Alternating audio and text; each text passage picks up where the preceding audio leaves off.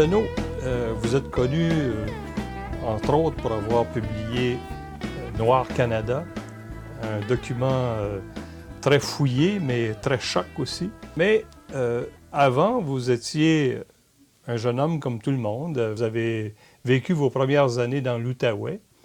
Quel était votre milieu familial, votre milieu de vie? La question biographique m'intéresse moyennement en ce qui me regarde, là, dans le sens où il n'y a pas d'événement qui puisse expliquer tel ou tel parti pris. Je veux dire, j'ai pas... mes parents n'ont pas subi la prison. Je veux dire, moi-même, j'ai pas été confronté à des événements particuliers. Cela dit, on part pas de rien. Ce qui est intéressant, étant de l'Outaouais, c'est deux choses. C'est d'avoir eu une mère québécoise, un père franco-ontarien, d'avoir une conscience d'une vie sociale distincte qui avait cours sur les deux rives de l'Outaouais, d'avoir eu une mère enseignante en français, indépendantiste, un père qui, tout franco-ontarien qu'il était, traversé la rivière en tant qu'enseignant d'histoire du Québec du côté de Gatineau. D'avoir aussi une conscience, étant d'une grande capitale, Ottawa, de ce qu'est un appareil d'État. Une conscience que je ne retrouve pas à Montréal, par exemple, où tous ces éléments-là, le fait aussi d'être en lien avec une frontière, faisant qu'on est toujours clivé, c'est-à-dire que quand on est de l'Outaouais, on n'est plus vraiment du Québec. On se sent plutôt dans une banlieue d'Ottawa. Mais on parle français et donc on n'est pas du côté majoritaire. Donc on est clivé du côté, quant à cette capitale qui est aussi la grande ville régionale, parce qu'au fond, la dynamique outaouaise est celle d'un district fédéral, sans le nom. On veut dire, avouons-le, d'un point de vue sociologique, là, il y a quelque chose d'homogène là, qui se développe. Et tout en étant francophone, d'une banlieue, d'une grande ville, mais en étant d'une autre aussi région administrative, qui plus est, si on est indépendantiste, la chose est marquée. En même temps, on n'est pas franco-ontarien. C'est-à-dire qu'on sent avec les autres francophones de l'autre côté de la rive une distinction dans les références culturelles, dans le rapport à la politique, dans le rapport aussi à la dissidence, je dirais. Et aussi, pour toutes ces raisons-là, l'Outaouais n'est pas une région marquée sur le plan identitaire. Je veux dire, si on est montréalais, beauceron, saguenéen, on a une trace régionale très forte. Alors que si on est de l'Outaouais, on ne sent pas qu'on a un ancrage régional fort.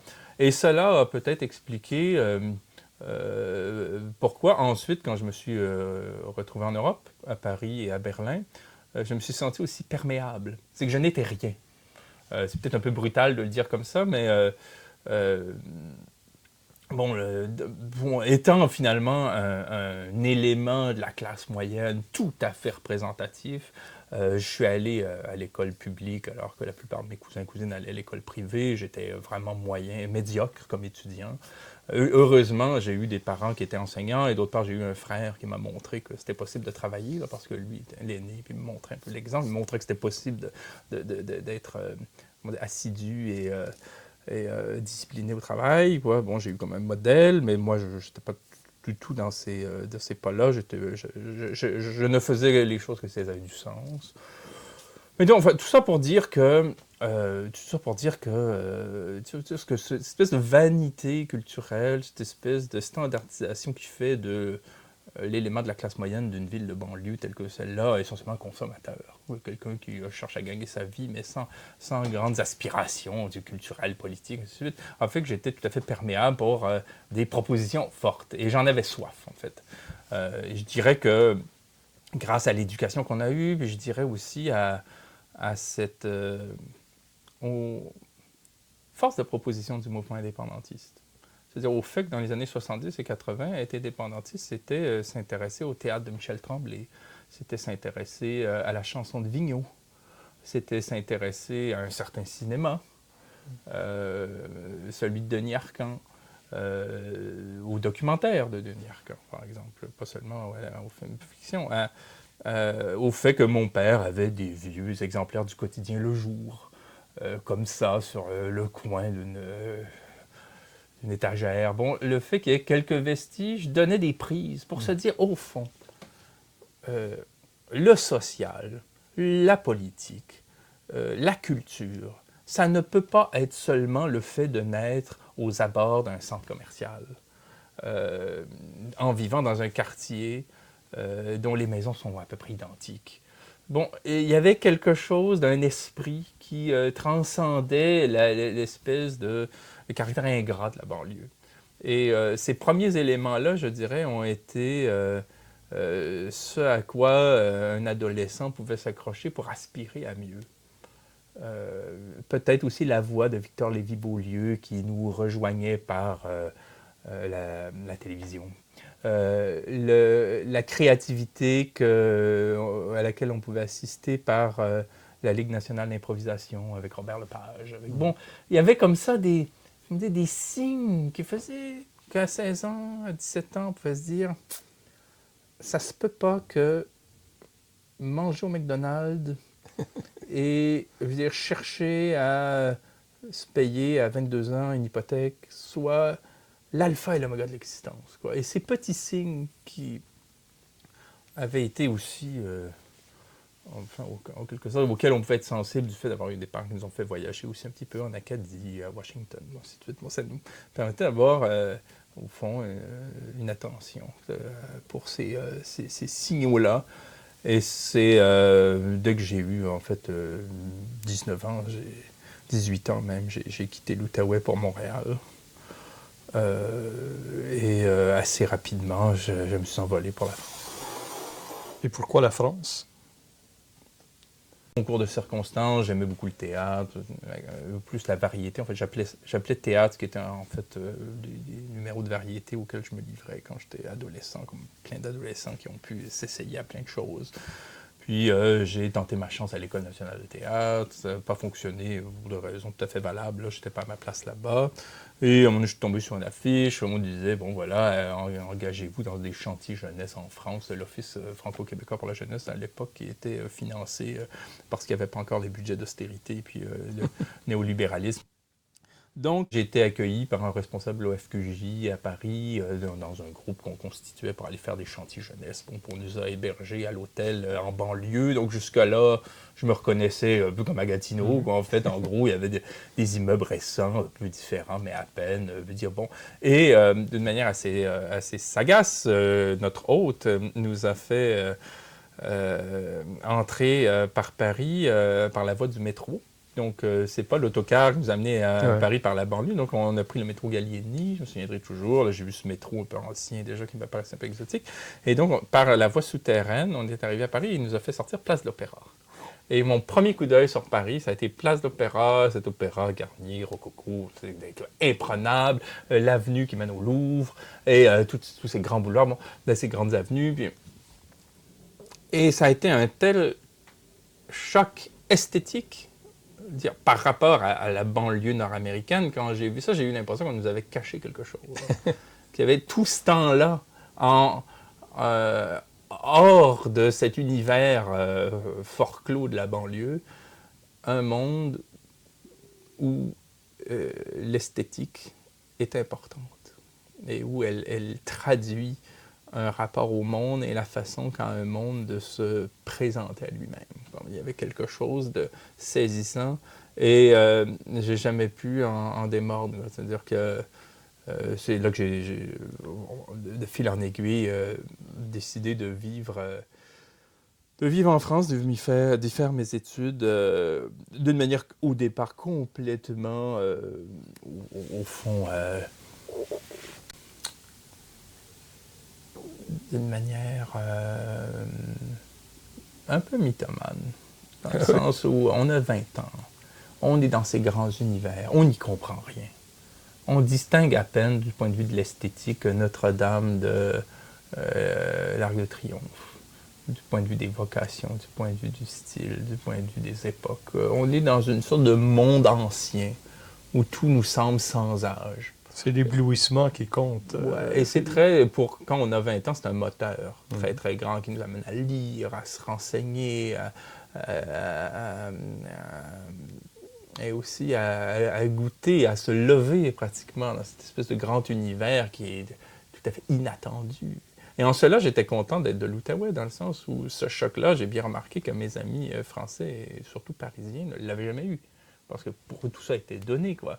Alors du coup, le fait d'avoir cet effet de contraste, quoi, comptait pour beaucoup dans ce rapport qui, du coup, est... Et bon, et c'est après coup que j'ai compris que la plupart des immeubles qu'on trouve très anciens ont à peine plus de 100 ans.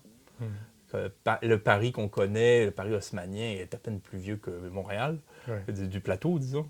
Que le style faisait déjà vieux quand on l'a élaboré, que cette France où je retournais comme s'il s'agissait de renouer avec les ancêtres pour aller voir où avait pu jouer Molière dans des, finalement, références très classiques, était aussi, et c'est ce que j'ai appris en y arrivant, du fait de penser m'inscrire à la Sorbonne alors que j'étais à la Sorbonne Nouvelle, penser que j'irais dans un vieil immeuble, une vieille institution, alors que j'étais dans une université découlant de mai 68, que la France contemporaine représentait une force de proposition à la fois politique et culturelle, tout à fait vive. Et on pouvait encore, tout début des années 1990, goûter à ce dernier tour de piste des 68 heures.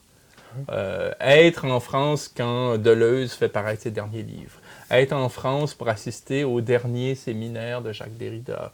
Être en France pour entendre cette parole vive et tout à fait méconnue de Patrice Lораult. Être en France pour entendre ce que Hélène Cixous a à dire sur la psychanalyse, le roman, la déconstruction. Être en France pour entendre Jean-François Perret parler du rapport entre science et théâtre.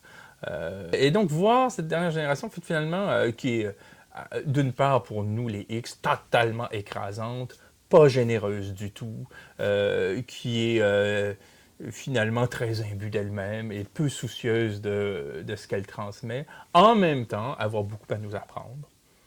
Sur un rapport au monde qui repose beaucoup sur une attitude irrévérencieuse, sur un sens de la critique très poussé, sur une ouverture aux frontières disciplinaires.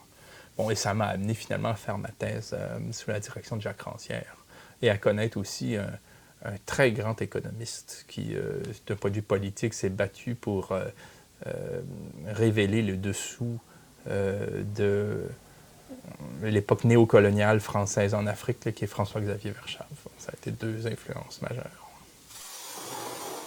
Déjà, quand on étudie dans une grande ville, que ce soit Berlin, Paris, New York, contrairement à une ville de petite ou de moyenne envergure, c'est la ville qui nous forme, beaucoup plus que l'université à laquelle on est rattaché. Ah bon?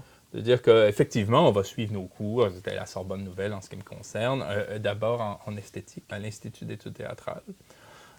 Et donc, dûment, je suivais des cours, pas seulement en théâtrologie, c'est-à-dire sur l'analyse sémiologique du théâtre, sur l'histoire du théâtre, sur aussi toutes les théories de mise en scène, mais aussi sur la philosophie, parce qu'en théâtre, on lisait Hegel, on lisait Aristote, puis on lisait les textes plus conceptuels de Corneille ou de Brecht. Bon, il y avait tout un... Mais ça a été l'occasion, en outre, et ça comptait beaucoup plus, là, en marge des cours, que je finissais par sécher, d'aller entendre tel colloque sur Diderot et la représentation, évidemment, telle manifestation autour de Marx et l'œuvre d'art. Je veux dire, bon... on allait à Beaubourg, on allait au théâtre, on allait suivre des colloques qui valaient la peine autour d'une figure. Raymond Aron. Bon, je veux dire, il y avait un festival de films sur, je ne sais trop quoi dire, le cinéma suédois, où il y avait ensuite le dernier Godard qui sortait. Puis entre amis, on était toujours en train de se demander quel livre on était en train de lire. Évidemment, on s'émancipait mutuellement. Je me souviens qu'à Paris, dans ces années-là, la langue fatigue nous amenait bien plus que de dire bonjour, à dire bon, qu'est-ce que tu lis ces temps-ci? Et c'était pas une affaire de prendre en défaut quelqu'un d'autre. On n'était jamais pris en défaut parce qu'on s'intéressait toujours à quelque chose. Et les rencontres au café étaient absolument formidables parce qu'on ne se donnait jamais rendez-vous. C'était bien avant Internet, bien avant les téléphones cellulaires. On savait simplement que si on se pointait au café de la fac, bon, on trouverait les potes, quoi. Puis qu'on discuterait de... Bon, et c'était des années très formatrices, c'était absolument magnifique. On lisait tout. On s'intéressait à tout parce que, justement, c'était, je pense, le plus beau legs des 68 heures qui étaient encore nos professeurs, ou en tout cas les figures, les têtes d'affiche. On nous apprenait à nous intéresser à tout. Donc on pouvait très bien s'intéresser au théâtre, au cinéma, tout, en devant connaître l'histoire récente et moins récente de la France. Il y avait eu, par exemple, toute une série de textes et d'expositions sur 1848. Et là, je me suis rendu compte que les 48 heures sont pas mal plus intéressants que les 68 heures. Bon, je veux dire, de ce point de vue, donc il y avait beaucoup à apprendre et ensuite donc j'ai poursuivi mes études. Donc, en fait, ce qui m'intéressait moi au début quand j'ai abordé Jacques Rancière, c'était de faire une recherche sur la représentation du pouvoir. Parce qu'en théâtre, ce qui m'intéressait beaucoup, c'était pas d'étudier les pièces, bien sûr on le faisait, mais c'était de voir comment le théâtre peut nous apprendre à penser de manière heuristique le réel social. Comment on pense le réel social quand on a le sens du théâtre. C'est ça qui m'intéressait. Et des notions esthétiques. Et je voulais retourner un peu le rapport, cesser d'utiliser des notions propres aux différentes disciplines, la sociologie, la philosophie, la sémiologie, la psychologie, l'histoire, ainsi de suite, pour penser des pièces, mais au contraire, renverser le rapport. Dire, ben, quand on connaît Tchekhov, quand on connaît Shakespeare, quand on connaît bien Corneille, quand on connaît Sophocle, comment on pense l'avènement de Jacques Chirac au pouvoir? Comment on pense les grèves qui ont avorté?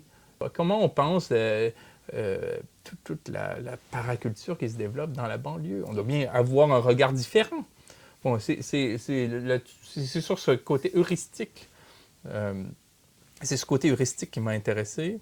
Et donc, je me suis intéressé à la représentation du pouvoir, comment le pouvoir se représente, qu'est-ce qu'il emprunte au théâtre pour se représenter, comment même l'économie utilise beaucoup de ressources esthétiques pour se représenter, avec toute une série de métaphores. Et donc, m'intéressant à la façon dont on représentait le pouvoir, je me suis rendu compte que le pouvoir, c'est plutôt l'argent dans le régime capitaliste. Donc, je me suis intéressé à l'argent chez Balzac, et voulant me pencher sur l'argent chez Balzac, j'ai ouvert ce livre de Georg Simmel, Philosophie de l'argent, pour me donner comme des éléments critiques pour penser Balzac. Et le livre de Simmel m'a semblé tellement puissant, seulement son introduction, tellement riche, tellement problématique en même temps, tellement énigmatique que je m'y suis collé. Et là, j'ai décidé de faire une thèse sur Philosophie de l'argent de Georg Simmel pour goûter à une langue, à un régime de pensée qui était tout à fait singulier et qui consistait à intégrer intrinsèquement dans le travail d'écriture et de pensée les disciplines. Et de voir comment on pouvait, en quelque sorte, jouer des disciplines à l'intérieur d'un même texte. Et là, on quittait cette idée de l'interdisciplinarité, voulant qu'on mette côte à côte un historien, une sociologue, un psychologue, une politiste, pour qu'ils éclairent un objet selon leur point de vue en représentant. Là, l'idée, c'est comment, à l'intérieur d'un texte, on peut faire raisonner les disciplines. Et ce que dit Simmel, c'est en gros l'argent, qui en allemand se dit das Geld. Das Geld ne renvoie pas à un minerai, mais renvoie au participe présent substantivé du verbe valoir. Donc là, on est plus sur un registre conceptuel. Déjà, quand on dit l'argent, en allemand, on entend le valant. En gros, si on veut dire le valant, en quoi il s'inscrit dans un ensemble de considérations conceptuelles, ainsi de suite. Et donc, Simmel nous invite à penser l'économie sans les économistes. Et j'ai travaillé dans ce sens-là. Et là, j'imagine que de fil en aiguille, tu as voulu poursuivre cette réflexion puis l'appliquer à des champs plus spécifiques. Entre-temps, c'est là où il y a des accidents. Un jour, j'étais à la droguerie sur les Champs-Élysées tout pauvre que j'étais, parce que pendant longtemps, j'étais le plus pauvre du 16e arrondissement, là, dans le sens où j'avais une chambre de bonne chez la descendante directe de la sœur de Marie-Antoinette. Et C'est quand même pas une chambre de bonne banale. Ah, tout à fait banal. Je veux dire, disons que j'étais un très humble locataire, sans le sou, sans subvention, sans bourse. Paradoxalement, je me tenais dans les beaux quartiers de Paris pendant une certaine période, alors que j'étais sans le sou, et j'étais donc à cette droguerie des Champs-Élysées qui donne sur la place de l'Étoile, là. Et des livres. Et parmi les livres qui sont habituellement les moins bien mis en valeur, là, les libraires avaient mis dans ce rayon-là le livre La France-Afrique de François-Xavier Verschaff. Et dès que j'ai vu ce titre et le sous-titre, le plus long scandale de l'histoire de la République, j'ai senti qu'il y avait là quelque chose d'important, et j'ai, sans hésiter, je me suis procuré ce livre et je l'ai dévoré. Et j'ai lu à la suite Noir Silence, toujours de François-Xavier Verschaff. Et là, on peut connaître dans ces moments le soulagement de la compréhension. Et on comprend à quel point les mensonges idéologie nous fatiguent. L'idéologie nous épuise, parce que l'idéologie nous répète à chaque jour que le ciel, il n'est pas bleu, il est vert, que l'Occident aime l'Afrique, qu'on fait tout pour l'aider. On fait des concerts, on fait des conférences internationales, on vote des budgets, on vote des réductions de dettes, on aime l'Afrique. On nous dit aussi que les Africains, congénitalement, ne savent pas gérer un budget. Ils ne savent pas s'organiser. Ils sont dans la misère. Et il y a une troisième réalité à laquelle on assiste. Quand les entreprises occidentales y vont, elles en reviennent habituellement plus riches. Bon, il y a toute cette espèce de confusion. Bon, on vit avec ça au quotidien, parce qu'on a nos problèmes. Bon, et là, il y avait ce livre qui triait le bon grain de livret et qui nous disait, bon, en gros, ce qu'il en est des ressorts néocoloniaux, en l'occurrence la France avec ses anciennes colonies. Et donc, il y avait comme là une manifestation de la pensée critique tout à fait singulière et bénéfique. Évidemment, là, la belle France de Molière, bon, les ancêtres, tout ça, il en a pris pour son rhume, et il m'a intéressé de voir ce qu'on pouvait comprendre de ce que Verschaff appelait la France-Afrique. Étant donné que je m'étais intéressé de plus en plus à l'économie, au pouvoir, aussi au fait que moi je sentais bien que j'avais aucun avenir professionnel du fait de m'intéresser à l'esthétique, à la philosophie, alors que si j'avais fait médecine ou droit, j'aurais eu un avenir professionnel. Donc je commençais à me poser des questions sur le rapport entre capital et discipline scientifique. Hein? Comment se fait qu'on est plus riche d'être pharmacien que d'être lecteur de Zimel? Bon. J'ai aussi été attiré, étant donné que cette synergie-là, ou ce moment de l'histoire-là, par le fait que Verschaff, le premier, ou parmi les premiers, faisait un lien entre la corruption, les pratiques occultes des services secrets dans le cadre de la France-Afrique, c'est-à-dire cette façon qu'avait le pouvoir français de coordonner l'activité des États africains de ces anciennes colonies sur un mode souterrain par le réseau des ambassades, les services secrets, l'armée, ELF, la société pétrolière. Je me suis intéressé, donc j'ai pu comprendre donc, à ce moment-là à quel point les paradis fiscaux étaient importants. Verschaff montrait comment c'est par la gestion en Suisse et ailleurs de comptes qui, au fond, relevait d'une trésorerie et d'opérations parallèles que pouvait avoir lieu l'administration de la France-Afrique. Et donc, je me suis intéressé aux paradis fiscaux, je me suis intéressé à la France-Afrique. Et en m'intéressant à la France-Afrique aussi, je suis tombé sur des cas canadiens. Je me dis, par surprise, je m'intéressais, moi, à la façon dont Areva, Elf, Bouygues, Bolloré, ces gens-là font... puis je me sentais très français, là, je veux dire, j'étais loin du Québec à l'époque, là, j'étais complètement immergé, se pillaient l'Afrique, et tout d'un coup, je tombais sur Heritage Oil de Calgary, sur une société qui privatise le chemin de fer en Bamako et Dakar, qui est aussi canadienne. Sur une minière au Mali qui pollue tellement que les femmes se trouvent à faire des fausses couches en série parce que Elles accèdent seulement, exclusivement à de l'eau polluée. Et donc, je me suis lié d'amitié avec Verschave, chemin faisant. Jusqu'à son décès en 2005, nous avons été très proches. Il était très généreux de sa personne, très stimulant, tout en étant extrêmement humble.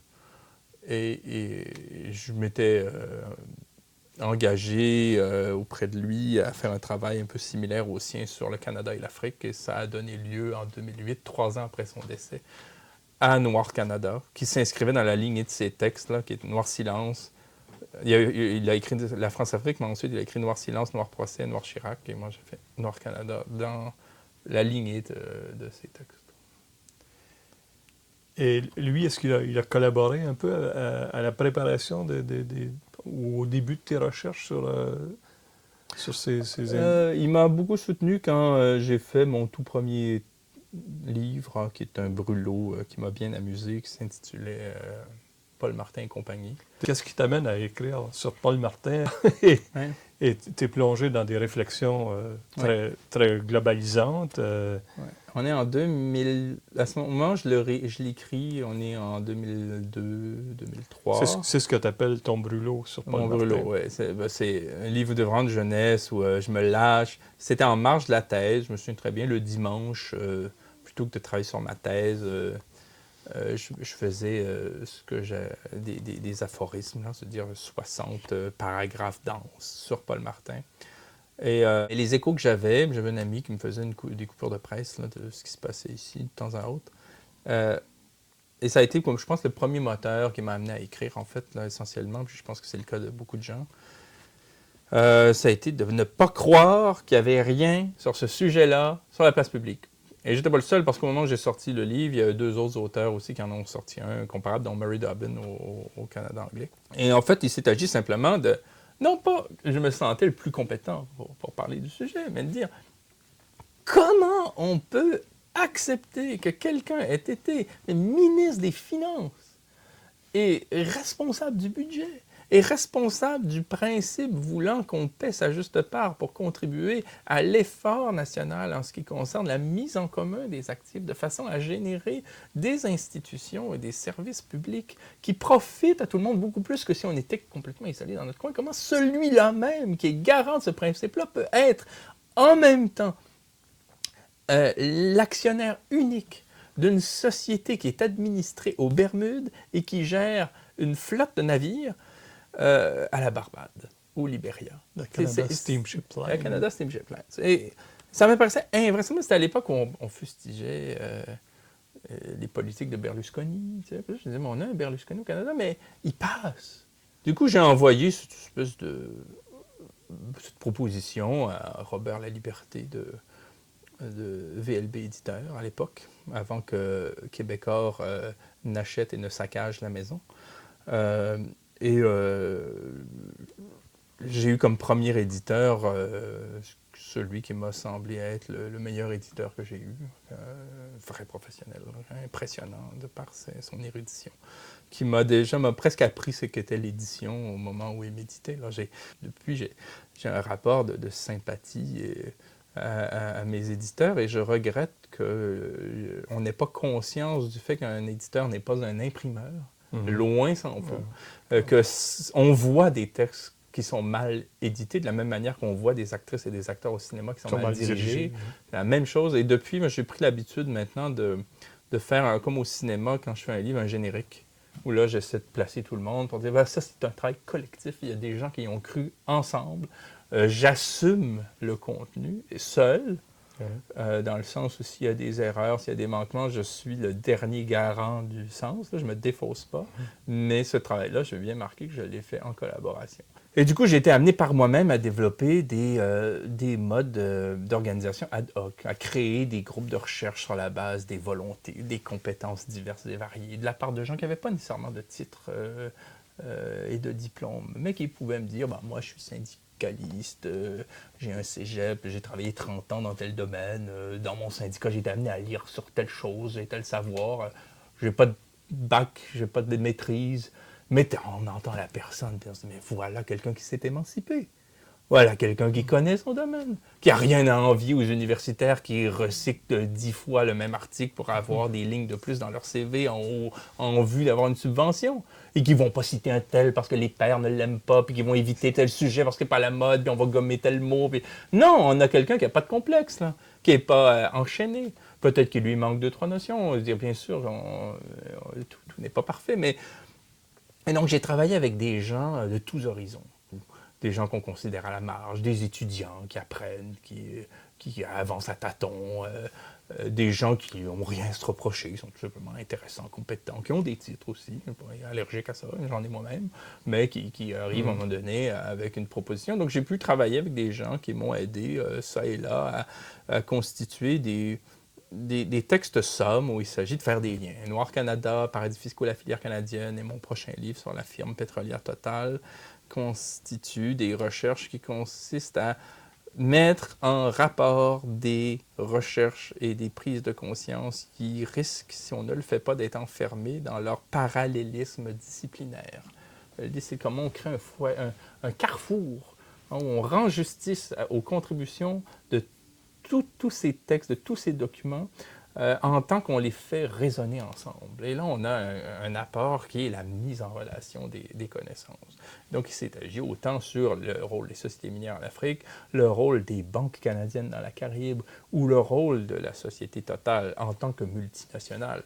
Quant aux enjeux de droit et à la domination des États, de penser des considérations, des savoirs, des connaissances, des prises de conscience sur un mode large. Si on revient à Noir Canada, tu as connu une situation problématique très, très grave avec ces poursuites brutales et démesurées des minières canadiennes, dont Barrick Gold. Comment on vit ça? Ben déjà, on vit ça comme une erreur stratégique majeure de la part de l'entreprise qui nous poursuit. Déjà, c'est une bêtise de sa part. Noir Canada évoque déjà le fait que Barrick Gold, lorsqu'elle est confrontée à un discours critique, est vite sur la gâchette en ce qui concerne les poursuites. Donc le livre est déjà une mise en abîme. Parce que déjà dans le livre, on dit qu'ils sont quérulents, en gros. Ouais. Un peu comme Monsanto. Monsanto ne poursuit pas. Les anti-Monsanto. Monsanto, on peut dire tout ce qu'on veut sur Monsanto, ils vont laisser mourir un discours plutôt que de l'attiser. Alors que moi, j'ai eu droit à une campagne de marketing tout à fait inattendue de la part d'une société minière qui avait les moyens de me rendre intéressant. Beaucoup plus que moi-même, j'en avais. Bon. Alors, donc, du coup, l'enjeu a consisté... d'une part, à faire valoir que le livre, dans sa méthode, était banal. Il s'agissait de recenser un grand nombre de documents faisant état d'un problème transversal, à savoir qu'énormément de sociétés canadiennes en Afrique étaient accusées de commettre le pire des abus en ce qui concerne les droits fondamentaux, des faits de pollution massive, des alliances avec des seigneurs de guerre, des phénomènes de corruption, tout y était. On disait, mais ça se peut pas que tous ces textes-là errent en même temps. Bon, et le discours, il me semble encore sensé. Je ne suis pas journaliste, je n'ai pas fait les enquêtes moi-même, je n'étais même pas prêt à dire tout est vrai. Je me dis, mais voilà la somme de ce qui se dit dans le monde sur les entreprises canadiennes. Voilà, ça, c'est ce qu'on dit dans le monde là, quand on considère des sources crédibles, des documentaires, des rapports d'ONG, des publications parlementaires, bon, ainsi de suite. Ensuite, faisons une commission d'enquête. C'est un pas, le premier pas. Et donc là, même les universitaires, les journalistes, personne n'a compris ça. Alors que c'est tellement simple. Arrêtons-nous, respirons par le nez, puis disons-nous ça. Il y a ces documents-là. C'est une honte que les journalistes canadiens ne les aient même pas portés à la connaissance du public. Hein, que j'ai eu avec mon équipe, notamment Delphine Abadi, William Saché, à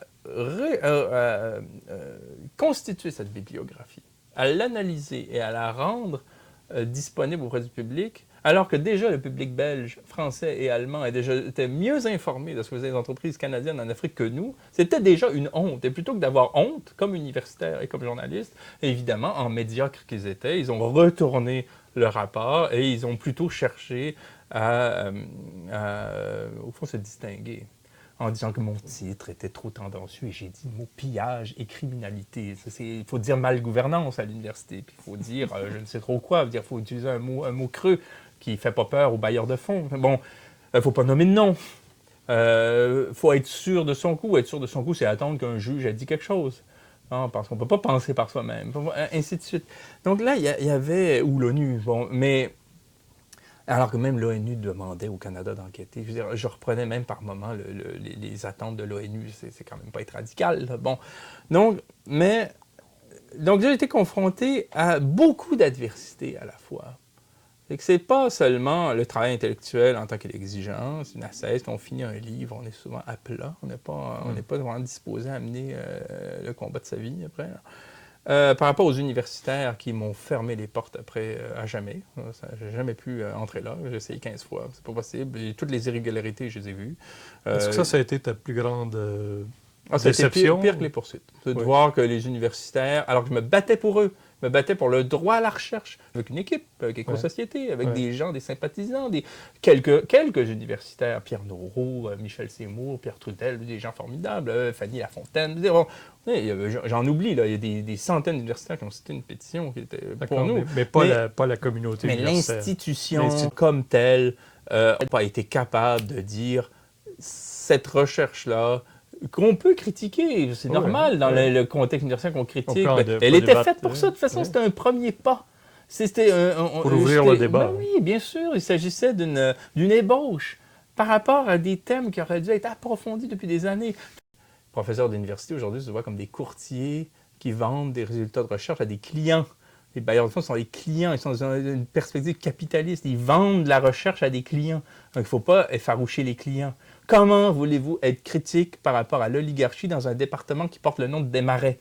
En même temps qu'il y avait cette fronde des puissants qui, comme un aigle, descendent sur nous, dans une langue qui est une langue juridique absolument froide et perverse, où on décortique les choses comme jamais on le fait dans la langue naturelle. Parce qu'eux, en face, ils n'avaient aucune consistance dans ce qu'ils disaient. C'est-à-dire qu'ils nous attaquaient. Ils nous attaquaient, mais ils nous attaquaient parce qu'ils pensaient nous écraser. Ils ne pensaient pas que Éco-Société et mes recherchistes et moi-même tiendrions le coup.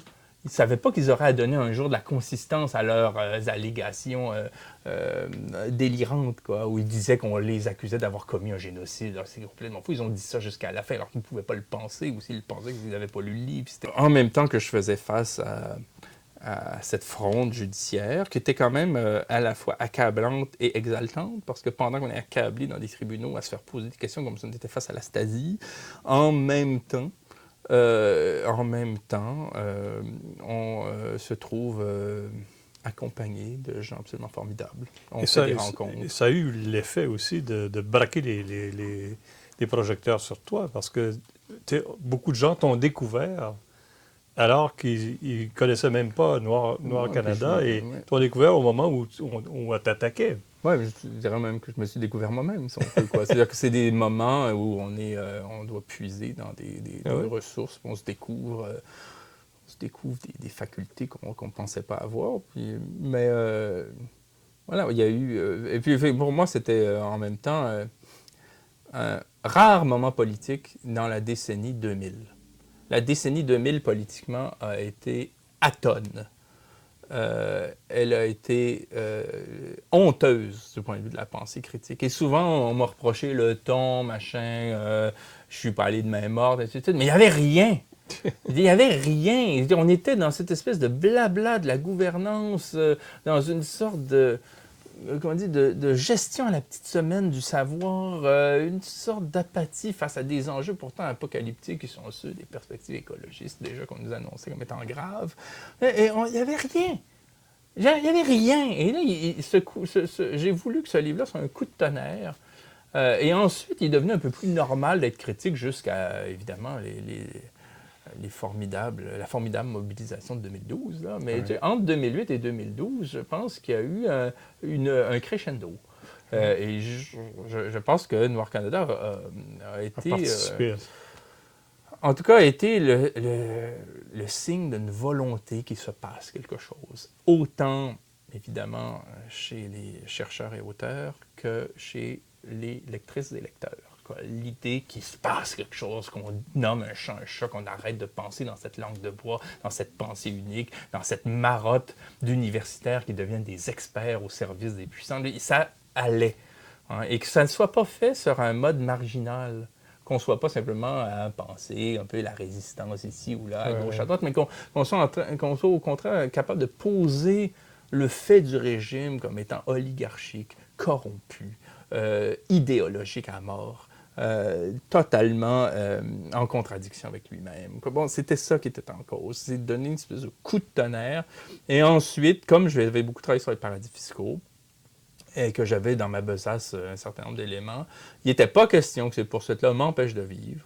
Et donc, malgré le fait que les universitaires se désolidarisent de fait, du point de vue des institutions, en tout cas de ce que je faisais, même si j'avais à mes trousses des avocats en Ontario, au Québec, même si ces poursuites-là aussi nuisent à nos rapports humains, parce que sur un plan personnel, il y a des tensions, on perd des amis, on se sépare, il y a des crises, tout est exacerbé, on devient fou. Le seul livre que j'étais capable de lire pendant tout un an, c'était Le procès de Kafka, parce que c'était le seul qui était en phase avec ce que je vivais, c'est-à-dire à savoir que le problème de ces procès, cette justice-là, de cette institution judiciaire tellement perverse, avec des avocats et des juges qui sont tellement aveugles volontairement sur le caractère délétère de leur institution. C'est la procédure. La procédure est une plaie, parce que c'est elle qui nous pèse. C'est pas le procès, c'est le fait que ça dure, qu'on soit en quelque sorte ankylosé sous ce poids de textes absurdes, abscons, mal intentionnés, qu'on présente comme étant rationnels alors qu'ils sont pleins d'intentions sourdes, toujours avec l'argent qui est le tabou de l'affaire, alors que c'est totalement central. Ce n'est qu'une affaire d'argent et on joue avec l'argent des gens qui n'en ont pas pour les faire craquer sur ce plan-là. En fait, c'est une institution honteuse que celle de la justice. Et je ne peux pas croire qu'on soit juriste et fier de cette institution-là aujourd'hui, telle qu'elle fonctionne. Il y a d'énormes problèmes qui la concernent et on devrait tellement être plus critique envers cette institution-là qu'envers l'institution législative, qui a pourtant beaucoup de problèmes. Là. Elle, c'est encore pire. Mais enfin, il reste que, confronté à tout ça, l'idée était de continuer à vivre le plus possible, comme si de rien n'était. Tenir bon. Non seulement de continuer à vivre, mais de continuer à faire ce travail. Oui, ouvrir un autre front qui a été celui des paradis fiscaux, qui a perduré après, parce que j'ai à un moment donné assimilé la question du Canada comme législation de prédilection des sociétés minières à cette démarche qui consistait à analyser les législations de complaisance, donc les paradis fiscaux, mais les paradis réglementaires aussi, dont le Canada, en ce qui concerne les mines, les zones franches, en ce qui concerne le travail, les ports francs en ce qui concerne le transport, Paul Martin, machin. Et là, j'ai commencé à développer une idée un concept plus philosophique, si on veut, sur les paradis fiscaux, en tant que les paradis fiscaux sont tellement graves, ils sont tellement inquiétants, ils sont tellement problématiques, leur portée est tellement importante qu'ils affectent le langage, les mots, la sémantique du vocabulaire politique qu'on utilise pour en parler.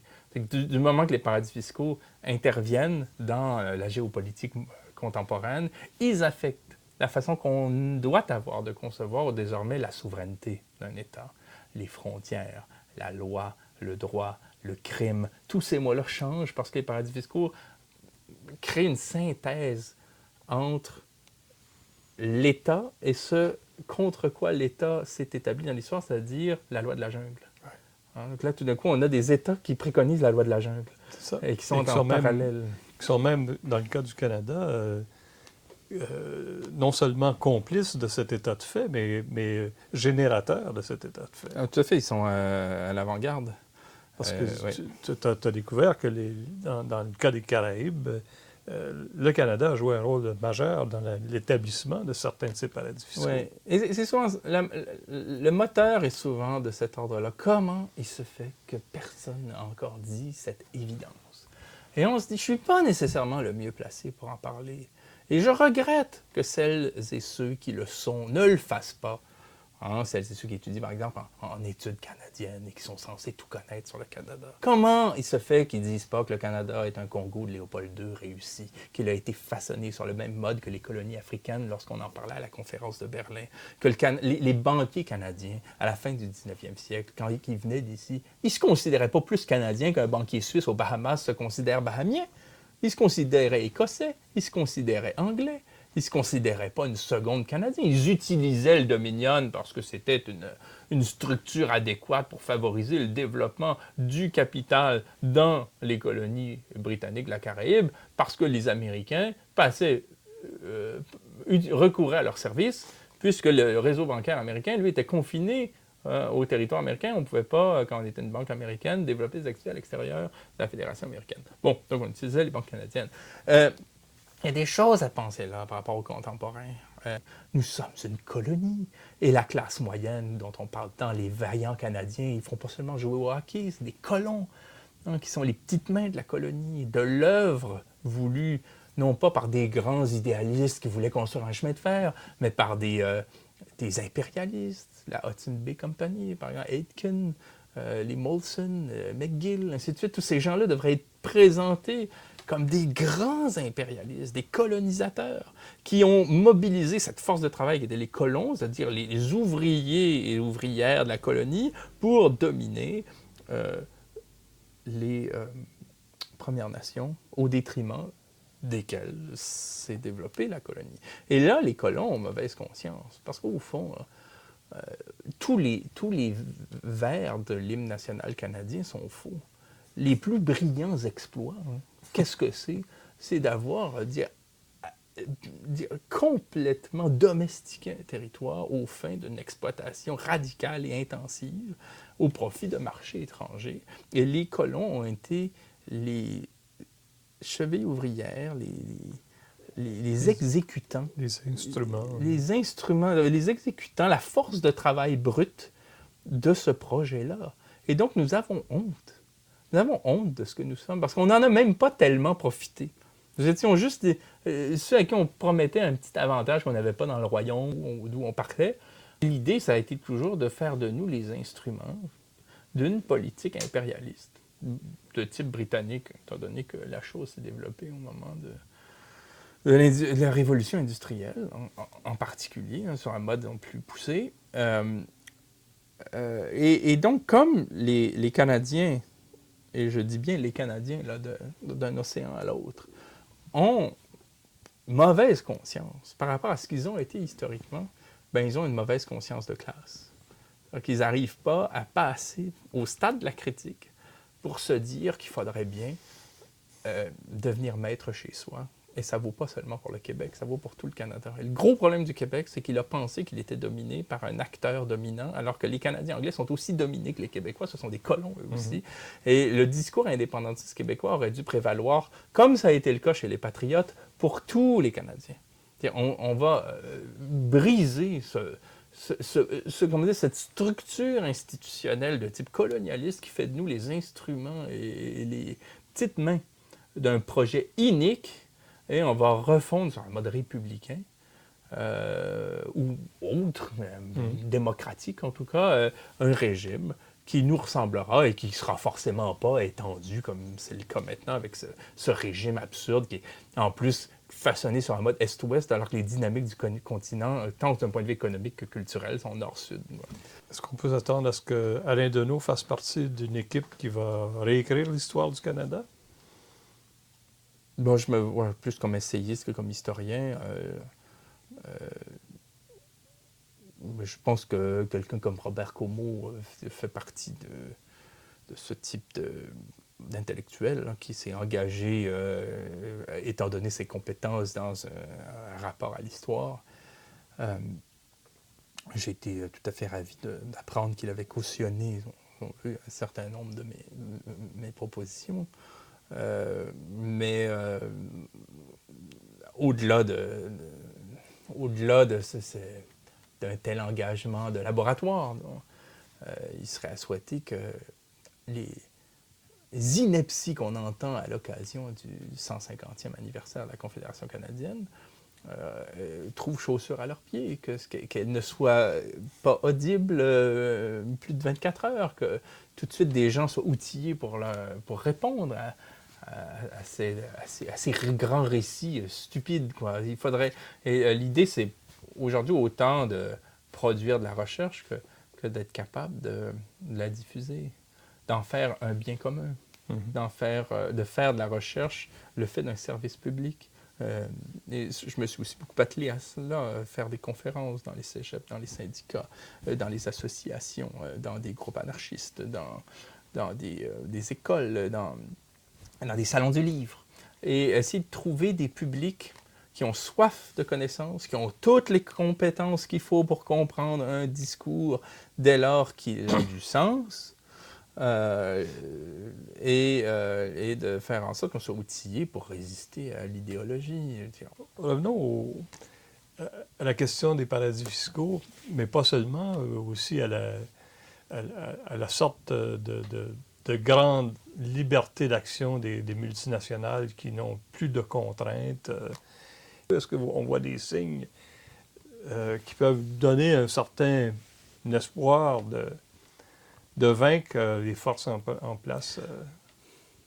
Un gros problème qu'on a sur les paradis fiscaux, c'est qu'on n'aurait pas dû en venir au cadre financier et industriel mondial qui est le nôtre. Autrement dit, il n'aurait pas fallu qu'on rende possible les multinationales. Bon, elles existent. Alors, dès lors qu'on développe des projets de politique publique pour les contrer, on est dans du réformisme. Parce qu'en fait, la position de départ, c'est de dire qu'il ne faudrait pas qu'elles existent. Donc, il faudrait qu'on soit engagé dans un mode révolutionnaire, radical, pour faire en sorte qu'il n'y ait plus de Coca-Cola, qu'il n'y ait plus Goodyear, qu'il n'y ait plus les grandes banques, qu'il n'y ait plus... Bon, vaste programme, quoi. Mais c'est quand même ça l'idée de départ. Il n'est pas normal que lorsqu'on boit du café au coin de la rue, qu'on boit une boisson gazeuse mauvaise pour la santé, sucrée, simple à faire, qu'on mange un sandwich, qu'on achète un pneu, que ce soit partout dans le monde, à peu près les 2-3 mêmes groupes qui nous les fournissent. Ça n'a pas de sens, alors qu'il s'agit de biens qui peuvent être très bien élaborés par des milliers de structures qui, s'il s'agissait d'être libérales, se livreraient concurrence entre elles. Donc, le moment qu'on est pris avec les multinationales, bon, qu'est-ce qu'on a devant soi? Surtout pas des entités une. C'est pas Starbucks ou Microsoft, c'est même pas une entité. C'est ça le problème. En droit, c'est une myriade d'entités.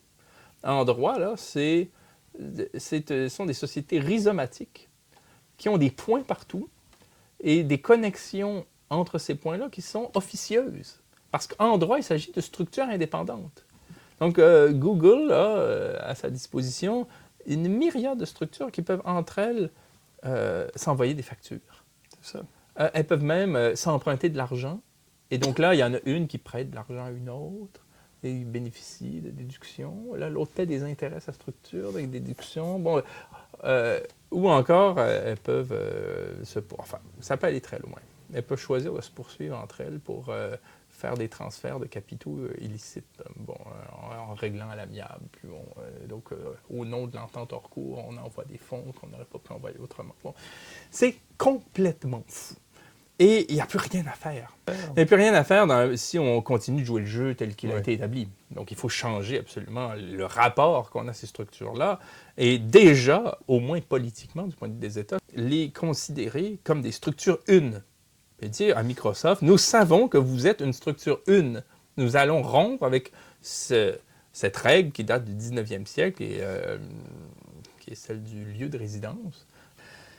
Alors, le principe qu'il pourrait y avoir, sans en venir à un État mondial puis à ce type d'utopie, ça serait de dire simplement, du point de vue fiscal et du point de vue du droit, qu'on considère les institutions sur mode 1 et que lorsque vient le temps de reconnaître leur présence chez soi, on procède par pourcentage et on dit, on estime que X% de votre activité relève de votre présence chez nous, et peu importe que les fonds soient rendus aux Bermudes, peu importe que vous ayez procédé à des manœuvres comptables, nous, on vous impose sur la base de ce capital-là. Et l'autre étape serait de rompre avec les logiques du libre-échange et de dire par rapport au travail, non plus par rapport à l'objet, mais aux modalités de fabrication et aux conditions de travail. Dire, lorsque tel objet arrive, une tasse, la loi ne portera pas à savoir est-ce qu'on impose des droits de douane sur les tasses, mais sur les modalités de travail qui ont rendu possible cette tasse. On va dire, ben, s'il n'y a pas chez vous de normes du travail et de règles semblables aux nôtres, ben là, il y aura des droits de douane parce qu'il s'agit d'une forme de concurrence déloyale. Vous faites travailler des enfants 1 heure par jour, nous, on ne peut pas être dans ces... On ne peut pas suivre. Mais nous, on ne veut pas faire travailler nos enfants. Il s'agit d'une toute autre perspective. Il faut nommer ces choses-là. C'est pas... on ne peut pas envisager que demain matin, un chef d'État aussi insignifiant que Trudeau est complètement dominé par son establishment financier ou un furieux misogyne raciste comme Trump qui est oligarque au possible tendre vers cela ou que les socialistes français qui se rappellent même plus de ce que veulent dire le nom de leur parti soient aux aguets. Le contexte est très mauvais. Mais il faut au moins être capable de se rappeler quelles sont les logiques à l'œuvre. Les multinationales sont un problème. On est obligé de composer avec elles parce que le génie est sorti de la bouteille. Il faut les considérer comme des entités une et il faut les traiter comme telles et les empêcher de mettre les États en concurrence les uns contre les autres en étant toujours en quelque sorte là et pas là. Hein, je dis souvent que les multinationales, c'est des passe-mourailles, en me référant au roman de Marcel Aimé. Hein. C'est-à-dire qu'elles sont là quand vient le temps de considérer les subventions, avoir accès à un personnel formé sur mesure, avoir accès à un système de justice qui garantit les investissements, avoir accès à un réseau routier. Ouais. Mais quand vient le temps de payer ou de reconnaître la loi quand il s'agit de corrompre, là, on n'est plus là. Donc évidemment, on va jouer la bourse sur un mode risqué aux îles Caïmans et pas nécessairement ici. Quoi. Même si les lois ont toutes été faites pour favoriser le capital, c'est jamais assez. Quoi. Si on retourne un peu à l'origine du système capitaliste, au moment de la révolution industrielle, et ce qui a fait que le système capitaliste complètement sauvage, débridé, a pu être non pas maté, mais quelque peu réglementé, ce sont les grandes luttes collectives. Aujourd'hui, est-ce qu'on peut penser qu'à l'échelle mondiale, il pourrait se développer des genres de rapports de force collectifs qui feraient en sorte que là où les États ont abandonné la partie, il y ait une sorte d'incitation à faire mieux, de toute façon. Oui, même si on a été très déçus par ce qui est advenu sous cette appellation, je continue de croire beaucoup en ce qu'on a appelé à gauche la synthèse. Peut-être par dépit par moment, mais est-ce qu'on a le choix? Dans le sens où on peut se méfier de le raffinement et la ramification continue des subjectivités politiques. Même si, effectivement, le mouvement syndical, le mouvement indépendantiste, le mouvement ouvriériste s'est montré lui-même porteur de modes hiérarchiques, de modes de domination par rapport aux femmes, par rapport aux étrangers, par rapport à différentes minorités symboliques. Tout en faisant cette critique, j'espère qu'on garde sauve l'idée des coalitions, des synthèses, de l'union, du pouvoir de l'association, tout en travaillant pour une évolution des mœurs, des pratiques, des sensibilités, des consciences, mais qu'on garde sauve cette idée du rapport de force, qui se fait beaucoup sur la base de relations de classe. Bon, pas seulement sur des bases identitaires symboliques, dont le capital s'accommode très très très bien, au fond. Donc oui, à ce moment-là, on pourra considérer que le peuple qui existe sur un mode médiatisé, esthétisé, symbolique, intuitif, comporte une part de souveraineté. avant même d'être institué par un État ou des structures organisationnelles. Le peuple est capable de souveraineté dans le sens où il est capable, comme peuple, dans son côté gros animal, comme disait l'autre, là, de s'imposer, au moins sur le mode du refus et sur le mode d'une force. Mais il faut qu'il ait conscience de ce dont il est capable comme tel et qu'il cesse de se penser comme un agrégat d'individus. Dans ce qu'on lui a mis dans la tête. Bon. Surtout maintenant, c'est pire. Absolument. Donc, même aujourd'hui, l'axe gauche-droite en Amérique du Nord, il ne répond que d'une tonalité libérale. Ouais. On est libertaire, liberal à l'américaine, libéral à la française, néolibéral, ultralibéral ou libertarien. Mais l'idée, c'est toujours un fantasme de liberté qui est en cause et pas une pensée des contraintes. De quelles contraintes on veut se donner pour organiser la vie commune. Ce qui engendrera des aires de liberté. Il faut penser à la contrainte. Il faut militer en fonction des contraintes qu'on va imposer au capital, aux oligarques, aux possédants et toute une série d'acteurs qui ont aussi des privilèges de type symbolique, là, être homme, être blanc, de penser les contraintes, mais de penser sur un mode concerté, public, sur le mode de politique donné en partage, visible, débattu, délibéré. Bon. Et donc, la souveraineté consiste à ce moment-là, pour un peuple, à faire valoir une voix qui, un jour, se transformera sur un plan institutionnel en des politiques publiques, en des amendements constitutionnels, en tout ce qu'on peut imaginer, pour faire contrepoids à une autre souveraineté, qui est la souveraineté offshore, qui s'est développée là, d'une manière inquiétante, à savoir que des puissances financières, industrielles et, de manière plus générale, oligopolistiques, arrivent aujourd'hui à dicter une loi qui n'est pas une loi de législateur, mais qui est de la loi économique elle-même, où on va dire, voilà, c'est la loi du marché, c'est la loi de la mondialisation, c'est la loi de l'offre et la demande, c'est la loi de la concurrence, c'est la loi de l'entreprise sans entrave. Et cette loi-là, elle va conditionner la façon dont les législateurs vont voter les lois au sens juridique. Donc, il y a trois grandes forces souveraines qui jouent dans l'histoire. C'est la souveraineté offshore, des puissances qui ont trouvé dans les paradis fiscaux des États adaptés sur mesure à leurs intérêts, qui sont des États sauvages, des États absolument débridés. Ensuite, les États de droit traditionnels qui peuvent bon an, mal an, comme on parle, Saskia Sassen dans Critique de l'État, un petit peu être la synthèse entre des droits, des avancées historiques, des acquis sociaux, puis une tradition bourgeoise là, qui s'est jamais démentie. Et le peuple. Le peuple qui peut bloquer une rue, bloquer une voie, mettre le feu, faire une grève, bon, si tant est qu'il en a la volonté, quoi. Et de temps en temps, marquer des avancées, puis marquer même des avancées passives, dans la mesure où si on sait qu'il peut se révolter, il y a des choses qu'on ne fera pas. Bon, il y a tout ça qu'on arrive mal à mesurer, mais il y a bien cette souveraineté-là. Et j'ai l'habitude de dire qu'une quatrième souveraineté qui englobe les trois autres, c'est celle qui renvoie plus au philosophe Georges Bataille, là, qui consisterait à dire que, au fond, aucune souveraineté ne prédomine à jamais. Aucune souveraineté n'a le dessus à jamais. Et la souveraineté, au sens dont on parle Georges Bataille, ce serait la souveraineté de l'histoire. C'est le sort. C'est la chimie entre les trois. C'est le fait qu'il y a comme un jeu qui se fait très ouvert entre les trois qui fait que l'histoire mérite d'être vécue. Parce qu'on ne connaît jamais tout à fait l'issue. On ne sait pas ce qu'adviendra de ces forces, ces champs, ces rapports, cette chimie.